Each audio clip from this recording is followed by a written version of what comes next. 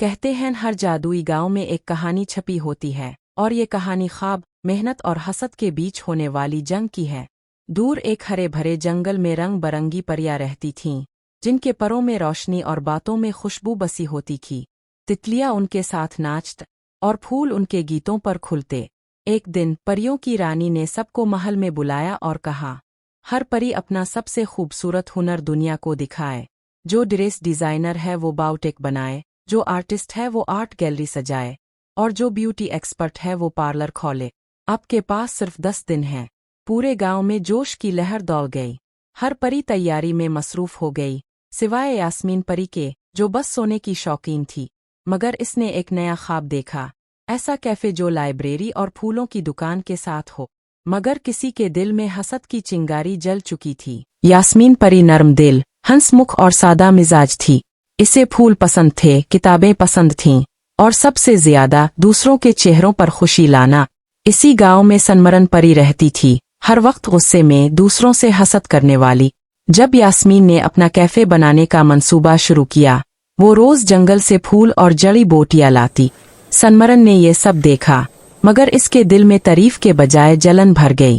10 دن میں سب اپنی تیاریوں میں مصروف تھے، مگر سنمرن کا ذہن کچھ اور سوچ رہا تھا، ایسا وار جو یاسمین کی محنت کو لمحوں میں ختم کر دے۔ رات آہستہ آہستہ گاؤں پر آتر رہی تھی، چاندنی مکانوں اور پھولوں پر بکھری ہوئی تھی۔ ہر پری اپنی دکان گھر کو آخری بار سنوار رہی تھی، کیونکہ صبح رانی آ کر سب کا کام دیکھنے والی تھی۔ یاسمین کا کیفے مکمل ہو چکا تھا، لکڑی کی نفیس میزیں، رنگ برنگے پھولوں کے گلدستے، ایک گوشے میں کتابوں سے بھری لائبریری، اور شوکیس میں سجی خوشبودار پیسٹریز اور کوکیز۔ ہر کونا اس کی محنت اور محبت کی خوشبو سے مہک رہا تھا۔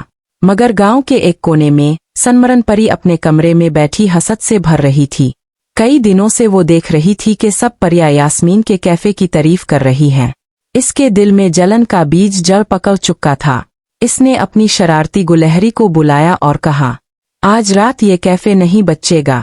رات کے سناٹے میں سنمرن اور گلہری کیفے تک پہنچے۔ گلہری چھت سے اندر گھسی اور ہر میز، ہر شیلف اور ہر سجاوٹ کو توڑ ڈالا۔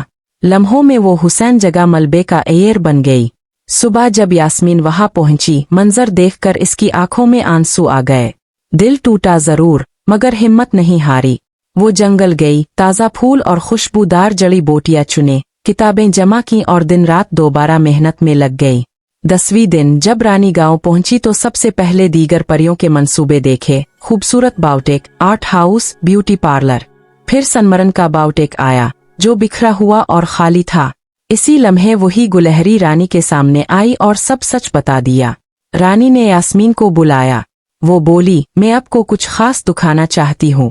ملکہ جیسے ہی نئے کیفے میں داخل ہوئی، وہ حیرت سے رک گئیں۔ یہ پہلے سے بھی زیادہ خوبصورت تھا، لائبریری اور پھولوں کی دکان کے ساتھ۔ رانی نے کیفے کی تعریف کی، یاسمین کی حوصلہ افزائی کی، اور اسے ایک جادوئی پینڈنٹ انعام میں دیا۔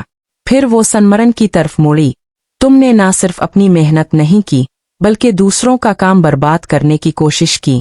رانی نے گلہری کی گواہی سنی اور فیصلہ سنا دیا، سزا کے طور پر تم جنگل کی صفائی کرو گی، تاکہ تمہیں سمجھ آئے کہ محنت کتنی قیمتی ہوتی ہے۔ سنمرن کو وہی بھیج دیا گیا جہاں اسے پورا دن جھاڑو لگانا پڑتا۔ دوسری طرف یاسمین کا کیفے گاؤں کی پہچان بن گیا۔ لوگ دور دور سے آتے، لائبریری میں کتابیں پڑھتے، پھول خریدتے، اور یاسمین کی بنی پیسٹریز سے لطف اٹھاتے۔ رانی اکثر آتی اور کیفے کے ایک کونے میں بیٹھ کر مسکراتی، کیونکہ اس نے ایک پری کو حسد سے نکال کر محنت کا سبق سکھا دیا تھا، اور ایک اور پری کے خواب کو حقیقت میں بدلتے دیکھا تھا۔